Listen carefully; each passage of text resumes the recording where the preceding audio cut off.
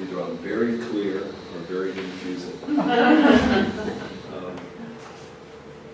Talking about cancer, cancer loves sugar. It's a cancer feeder. It loves chocolate. I was working in Japan. This was one of the first, some of my first students there. Notice they're all rather short people. But one of the patients, one of the people who came to our school had breast cancer. She was in stage 4 breast cancer, terminal, nothing she could do. It's this lady right here. She was a lovely lady, just the nicest lady you'd ever want to meet. So we brought her to a certain place that we have there, gave her some treatments, and then she went to America, to the place where I work in Alabama. She was there for under 3 weeks, and when she came home, went back to her doctor, they couldn't find any cancer in her body. So the doctor says, well, something's wrong, come back next month, we'll check you again. She goes back the next month, couldn't find no cancer. For 9 months, she kept going back because the doctor couldn't believe it until finally he said, whatever you did, it really did work. She had no cancer anymore. So a little bit of time goes on. Now, bless her heart, she had one weakness. She liked sweets. She liked candy. And she thought, a piece won't hurt me. Now, I would have recommended grapes are nice sweets and apples are nice sweets, but she was eating candy. She'd have a piece, and the next day she'd have a couple of pieces. I remember the last time I saw her, went to her apartment, the cancer had come back. You could draw a line down through her body, and everything in her right-hand side was swollen out of proportion. She died of breast cancer. Because cancer, oh, let me tell you, if you know somebody who's had cancer and they've had radiation or chemotherapy and they say the cancer's gone, it's never gone. It's always there. How many of you have had cancer? Any of you have had cancer? Every one of you have had cancer. Every one of you. It starts with one cell. And if we are healthy, if we're keeping our immune system strong, the immune system takes care of that thing. You never even know you had cancer. And we develop cancers all through our life. Even if you have a lot of cancer cells, if you put into practice some really rigorous lifestyle changes, it can completely stop that cancer. But often what the body does, it puts it inside a little capsule.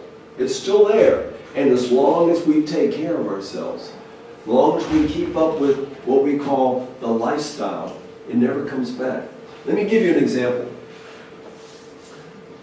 Had a patient. She lived up in New England, way up there in America, and she had terminal cancer. And the doctor says, look, there's nothing more we can do for you. You only have a few days to live. Go home, do what you need to do, because you're going to die. Well, she didn't like that prognosis, so she had heard about Uchee pines. She came down to Alabama and went into the lifestyle change. And what we talk about when we say lifestyle change? Total vegetarian diet, high antioxidants, giving her some fever treatments, plenty of exercise and fresh air and sunshine, the basic things, and some herbs. There are herbs that are very good anti-cancer herbs. So she was there for about 3 months. Terminal cancer, you got a few days to live. 3 months later, she went home, went back to the doctor. They could not find the cancer in her body. A few years later, her favorite sister died. She flew out to California, laid her sister to rest, came back home. Shortly after that, her mother died. And what's happening here? Sister dies, mother dies. What's happening here to her? Where's the problem? Stress. It's in the mind. These are things that hurt very much. When she goes out to California for her mother's funeral, she gets a message from home. Her son had been arrested for dealing drugs. Her husband had run off with another woman. Now what's happening here? What's happening here now? She's given up. She called our head doctor at Uchee and she said, look, I'm calling to tell you I'm going off the lifestyle change. I'm going off the program you put me on. And the doctor says, you can't do that. It's the only thing keeping you alive today. You cannot do that. The lady said something very interesting. She says, I have nothing left to live for. She went off the program, and in 2 months she died of cancer. She was free of cancer for 5 years. She died in 2 months because she went off the program, and the capsule opened, the cancer came back, and she was gone. And I've seen this happen many, many times. You've got to stay with the program. Milk. Cancer loves mucus. And for many people, if they drink milk, it causes mucus to be produced in the body. And cancer loves the mucus diet. That's what's strange to me, but that's what they love. Looking at women with breast cancer. This study, it says if women would eat just 2 servings of vegetables a day, they would reduce their risk of breast cancer by 30%. And it's amazing how many women do not eat 2 servings of vegetables a day. Now, if you're a vegetarian, that's all you're eating. You're eating a lot of vegetables and fruits a day. But there's something else. You know what else you can do to reduce your risk? Many of you are in this age right now. Reduce your risk of breast cancer down the head when you get older. Right now, you can reduce your risk of breast cancer by 64% by something you can do right now. You know what that is? Exercise 4 hours a week. If you don't want to do 4 hours a week, 3 or less, you can reduce your risk by the same 30%. Now here's my thoughts. If I exercise when I'm in my childbearing years, and I eat at least 2 servings of vegetables a day, I have greatly reduced my risk of breast cancer. You've heard of a woman named Angelina Jolie, okay? You know what she did? Radical mastectomy. Studies have just come out in the last week saying it does nothing for the woman. It's not protective of a woman. You do not need to have your breasts cut off because someone in your family had breast cancer. One of the things in our lifestyles that causes cancer to grow faster than anything else is the milk. You see, in the body we've got a growth hormone called insulin-like growth factor. But the cow has exactly the same form of insulin-like growth factor. When you drink milk, which is nothing more than liquid meat, you're getting a large dose of bovine insulin-like growth factor. And milk will accelerate every cancer in a person's body. And there's no excuse for milk today, cow's milk. You can go to the store and buy any type of milk right now. Matter of fact, back home, when I go to the store, I'll buy a container of soy milk, coconut milk, almond milk, and I think rice milk.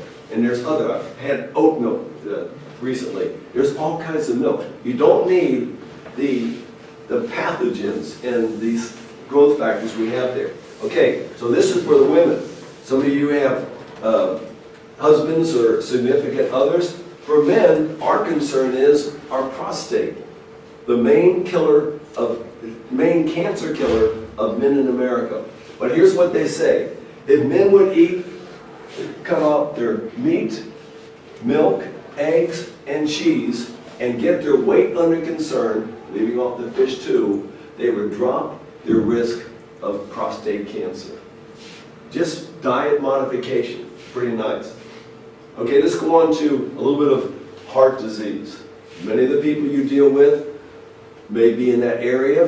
You may be in that area someday. What are some of the factors? There's 5 main factors in heart disease. The first one, very common factor, it is overweight. Overweight is predictable. It predicts many diseases. Diabetes is one, cancer is one, heart disease is another. Joint problems. This is all heart disease. This is all because of overweight. Overweight increases the risk of heart disease 3 to 5 times. If we just lose a little bit of weight, now I know none of you need to lose weight, but some of the people you work with, they might, I don't know. We need to get on a healthy diet in order to lose the weight. And that is basically a vegetarian diet and get the people up and exercising. You know, one of the problems when we get old is we think that we're retired and we don't need to do the things we did when we were young. I'll show you a couple of examples later on of women and men when they got old started exercising. Some of them started exercising at 60 and 70 years of age. It was amazing what they were able to accomplish. But this is now a major problem with young people in the world today. And I was out in the shopping mall here the other day, and there's a lot of little quirky children running around. And this is bad. There was a sign all over London a few years ago that said, heart disease, the early signs. What do you see in the picture?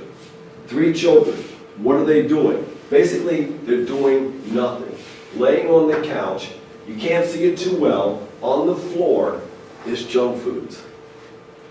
Probably some McDonald's wrappers, some French fries, some potato chips, some sodas, some cookie, some candy, and this lays the foundation for a child, a young child, to have heart disease. Matter of fact, there are some new childhood diseases today. You know what the new childhood diseases are?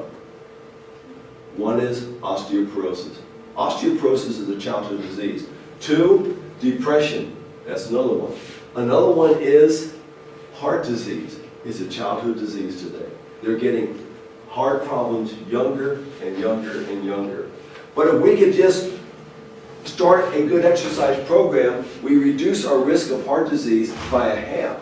So now, we get exercise, a half gone. We eat a good diet, more's gone. We have a positive attitude. We don't have to worry about these things.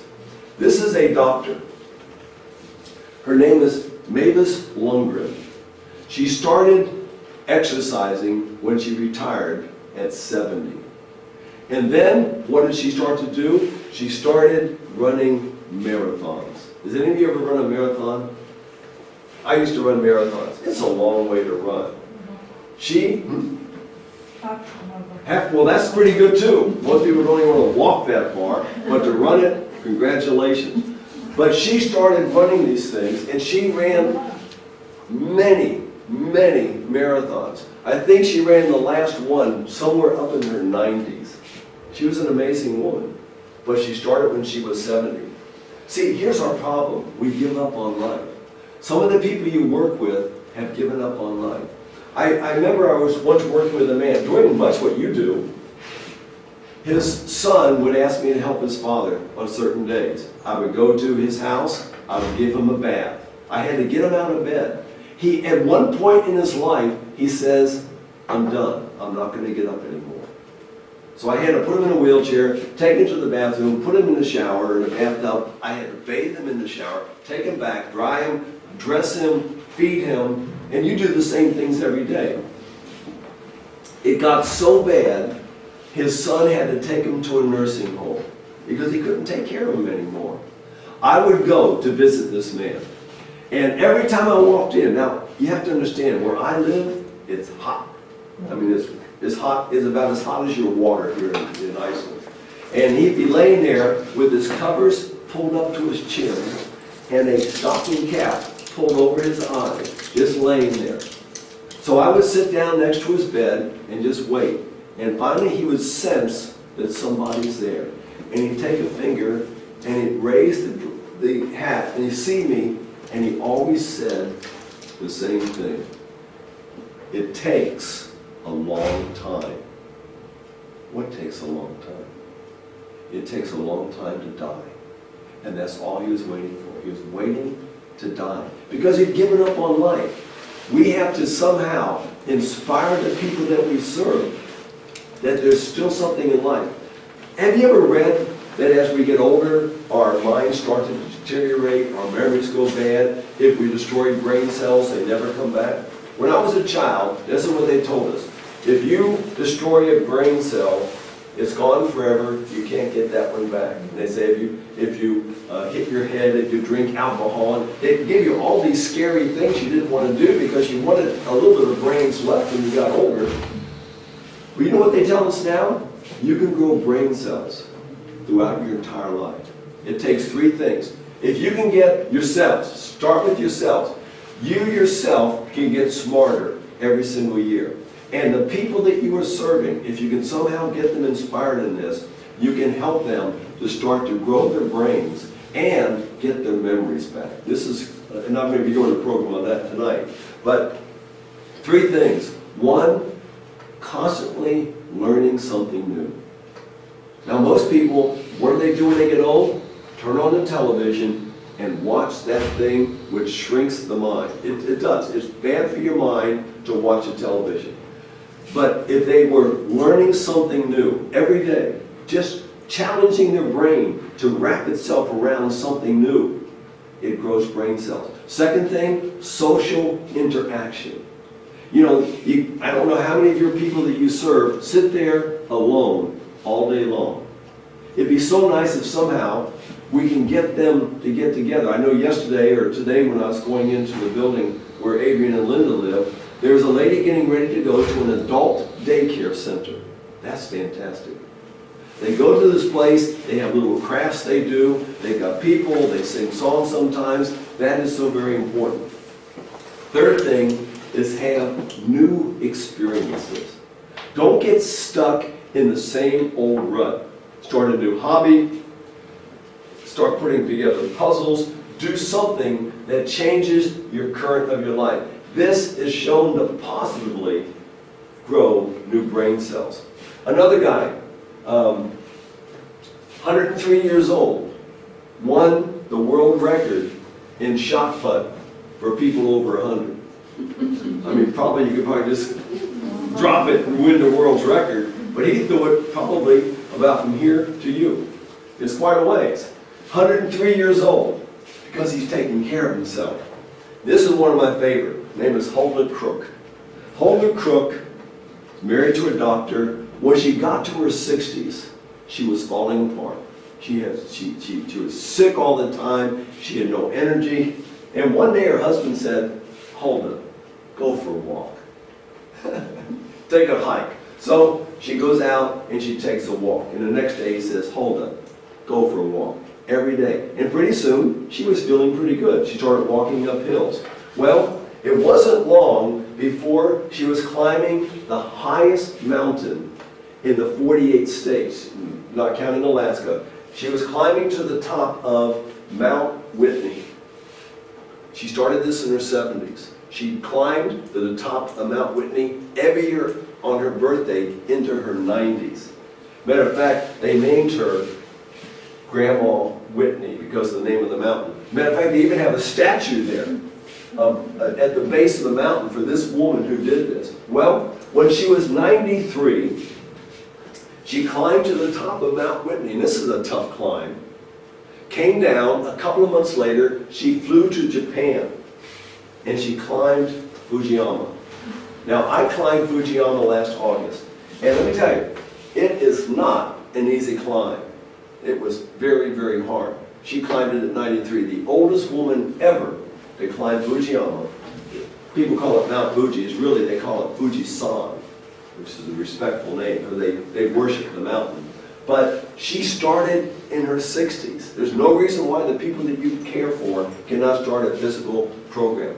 All right, we're talking about heart disease. Another thing that's going to cause heart disease is tobacco. I'm totally against tobacco. It's terrible for us. A person who smokes a cigarette for the next 30 minutes, their risk of heart attacks is greatly increased. It has done something to the arterial system of the body. It has paralyzed the arteries so they can no longer adequately expand and contract. So we need to get rid of the tobacco from our lives. High blood pressure. That's another cause of heart disease. And in America, we've got a name for high blood pressure. It's called the silent killer, because you don't know you have high blood pressure. Let me ask you a question. What is normal blood pressure? Is this normal blood pressure? No. All right, what would you call this? That's slightly high, okay. How about this right here? Normal? Normal for who? See, that's our problem. Whenever you look at a blood lab result, whenever you look at blood pressures, they say this is normal. Where do they get normal from? They get about 10,000 people who have no known diseases, take their blood pressure, and they average the numbers, and that's what they call normal. Here's the problem with this, especially in America. In America, 93% of the people are going to have some type of heart disease, some type of cancer, or some type of cerebral vascular problems. So I do not want to be normal. I want to be abnormal. What would you consider this? Low blood pressure. Now, that's what my blood pressure is. There is a clinical low blood pressure, and that's what my blood pressure is. If it's clinical low blood pressure, that means your blood pressure is low. What would be a sign that you have clinical low blood pressure? Has anyone ever studied blood pressures? How's it going to manifest itself? Dizzy. Every time you stand up. Oh, it takes a while for the blood to pump up there. Then you're fine. Here's what most medical people say.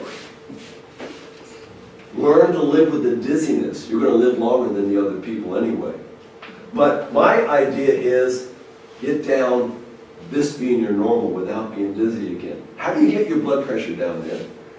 How do I have a blood pressure 90 over 50? It's usually about 94, 96 over 50 something. But if my blood pressure ever goes up here, you know what I think? Man, why am I so stressed? Because stress will raise your blood pressure. How do you get your blood pressure down? Any ideas? I'm sure that was right. Exercise. Drink beet juice. Beet juice. That's certainly good for the blood. But the main thing would be exercise. The stronger your heart is, the cleaner, excuse me, the cleaner your vascular system is, the lower your pulse rate, or your heartbeat's going to be. Now, if you drink 1 cup of coffee, just one, or a cola, or a tea, or a chocolate bar, it's going to raise your systolic blood pressure 5 to 6 millimeters. That's not very much, but in a large study that was done, they say that if you can lower your systolic just 3 millimeters, that's not very much. What's it going to do? You will prevent 11% of strokes. Wow, just lowering your blood pressure. But that tells me if I drink 1 cup of coffee, I have increased my risk of a stroke by maybe 22%.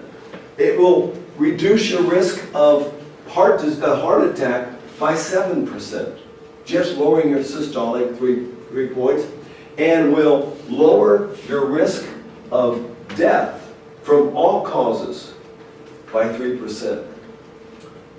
Does anyone know a real easy way, very easy, to lower your blood pressure 8 to 15%, not millimeters, 8 to 15%.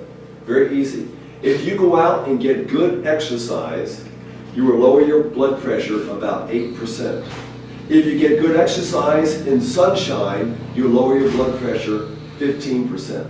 We had a patient one time, for some reason one Sunday her blood pressure started going up. So the doctor took her outside, laid her in a chair, exposed a good part of her legs, her arm, and her face. Put the blood pressure cuff on, and every 5 minutes tested her blood pressure. In 30 minutes, her blood pressure is down to normal. It's amazing what it does. It relaxes the arterial walls. It's great stuff. No, we don't need to go there. All right, now, what's the advantage of having low blood pressure? It takes about 1/5 of a second for your heart to beat the sine wave, which means for 4/5 of a second, it's resting. If your blood pressure is, if your pulse rate is 60, that means your heart is working for 12 seconds a minute. which means your heart is resting for 48 seconds a minute. If your heart rate is 100, which most people is, their heart is working for 20 seconds a minute and only resting for 40 seconds a minute. So the lower your blood pressure, your pulse rate, which is lowered by exercise, the better off you're going to be. Now, many people, when they get high blood pressure, they are given medications. A question for you. Does blood pressure medication cure high blood pressure? No. What does it do? It controls the symptom of high blood pressure. But it will never cure a person. Never. It can't. A drug cannot cure a person. Matter of fact, they've done some interesting studies that people who take blood pressure medication have a greater death rate than those who don't take the blood pressure medication. So why do we give them blood pressure medication? I don't know that one, but we need to teach them how to get away from the blood pressure medications by the lifestyles that they live. Another factor in heart disease is high cholesterol. What does that look like? That look like, huh? Looks like bacon, okay. If you eat a lot of bacon, that's what your arteries are going to look like. Looks like a little slice of pizza, lasagna, right? If that's what your diet is, this is the inside of an artery that's been laid open of someone who died of a heart attack because of high cholesterol in the diet. So the question would be, where does cholesterol come from? Okay. All cholesterol comes from organisms that have a liver. That means an animal, a fish, a bird, all of these things all have cholesterol. There is not one particle of cholesterol in fruits, vegetables, whole grains, nuts, and seeds. So we need to try to lower our cholesterol. The more cholesterol we have, the more we're going to clog up our arteries and maybe not cause a heart attack, maybe not even cause a stroke, but it's going to affect your kidneys, it's going to affect your bones, it's going to affect your adrenal glands, it's going to affect your entire body. Okay? Now, another study that was done, if you would start eating more fiber, and this was a study done at Harvard University, for every 10 grams of fiber a person eats, they reduce their risk of heart attack by 14%, coronary artery disease, and 27%, 27% less risk of dying from heart disease. Where do we find fiber?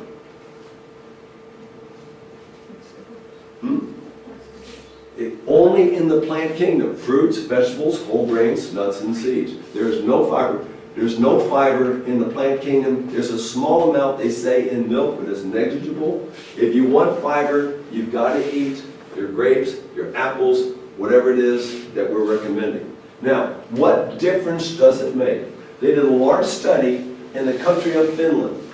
30,000 people were convinced to do 3 things. I don't know how they got them to do it, but they did it. First one was they had them give up smoking, because smoking, we realize, causes heart disease. Second thing was they got their blood pressures under control, not with medications, but with exercise and other things right there. Third thing they did is they reduced the cholesterol in their diet. 30,000 people, because in Denmark, Finland, they had a large amount of people dying of heart disease. What was the result? Okay, quite interesting. After this study was over, they found that men, the result was they had 50%, 55% less people dying of heart disease by doing these 3 things. For women, it was even better. They had a 70% reduced risk of dying of heart disease by doing no smoking, lower your blood pressure, and reduce your cholesterol in your diet. Well, that's the end of my show. Okay, I didn't get any more done. Now, any questions at this point? Because that's the last thing I had down. Nothing?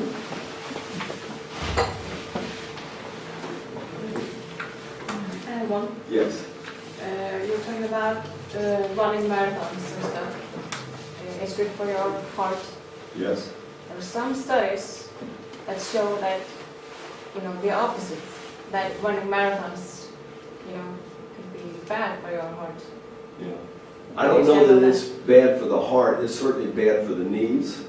I really hurt my knees with all the running I did in my life. And granted, there's going to be some people who run marathons and drop dead. There's going to be other people who run marathons and live to be ripe old age. I don't know about this. Here, all right. What's the best exercise? The very best exercise is not running. It's walking. That's the very, but it's not just walking like this. Back home, I've got 2 sets of trekking poles. You know trekking poles, Nordic walking. I walk with, I didn't bring them this time because I brought my small suitcase and they didn't fit. But when I walk, I was in China working. I had a business visa, but you can only stay there 30 days at a time. Now I had another appointment in Russia, so I flew from Beijing to Moscow. But I made a mistake. I had my wallet in my pocket, right here. I've never worn it. I don't put it there anymore because sitting on that plane for that long flight, I never got up, and that wallet was pushing against my sciatic nerve. By the time I got there, I was limping pretty bad. By the time I got back to China, after my 2 weeks in Russia, I was really in bad shape. They had to do treatments on me. But my students, when I got back, says, we want to go to the Great Wall. Have any of you ever been to the Great Wall in China? It is a great wall. I mean, it blows my mind. And my students want to go, I'm going to go. Now, I've got this certain mindset. I've always got to lead. I've got to be in front of the people. I've got to show them. And here I am. I can barely walk. I'm handicapped. I bought 2 good trekking poles there in the store. And I climbed. And the Great Wall, some places, it is so steep, extremely steep. I lifted myself with the poles. And I walked ahead of my students up and down all over the place. Trekking, that means, here, if you use trekking poles, you're working on your biceps and your triceps, your forearms, your pectorals, your deltoids, every muscle in your upper body is being worked. It increased your cardiovascular output by double. And if you have ankle, knee, or hip problems, it takes some of the pressure off. So the best way to exercise, I think, is Nordic walking. And you can do that here. Just do the Nordic walking. Most people aren't going to run marathons anyway, and if it's good or bad for them, I really can't say. I enjoy doing it because it was a sense of accomplishment that I had.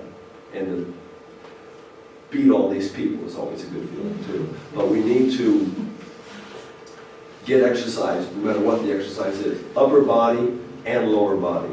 When you use trekking poles, you are exercising 90% of your muscles. When you're just walking, you're just exercising from your waist down. Your arms are swinging, that's not exercising. This is exercising. So we need to do that. That was a good question. Any other questions?